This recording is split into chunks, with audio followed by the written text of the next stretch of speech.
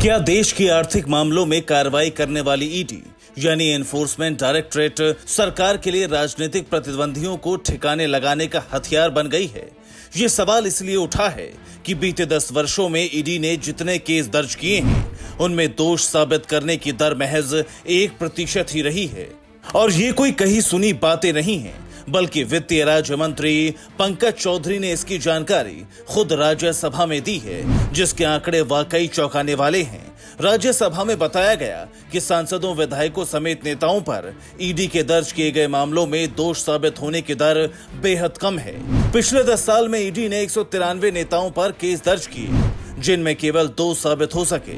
हालांकि इस दौरान किसी को निर्दोष करार नहीं दिया गया। वित्त राज्य मंत्री पंकज चौधरी मार्क्सवादी कम्युनिस्ट पार्टी के सांसद ए रहीम के सवाल का जवाब राज्यसभा में दे रहे थे। सांसद ने पूछा था कि ईडी ने 10 सालों में कितने नेताओं पर केस दर्ज किए, क्या विपक्षी नेताओं पर कार्रवाई बढ़ी है, कितनों को सजा हुई और कितने निर्दोष पाए गए।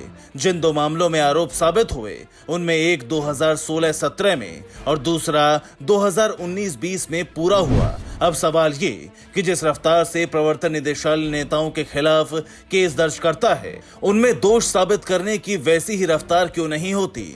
इससे सवाल इसलिए भी उठ रहे हैं कि क्या ईडी के अफसर सरकार के इशारों पर काम करते हैं, इसीलिए केस तो दर्ज कर लिया जाता है, लेकिन उनमें दोष साबित करना उतना ही मुश्किल रहता है।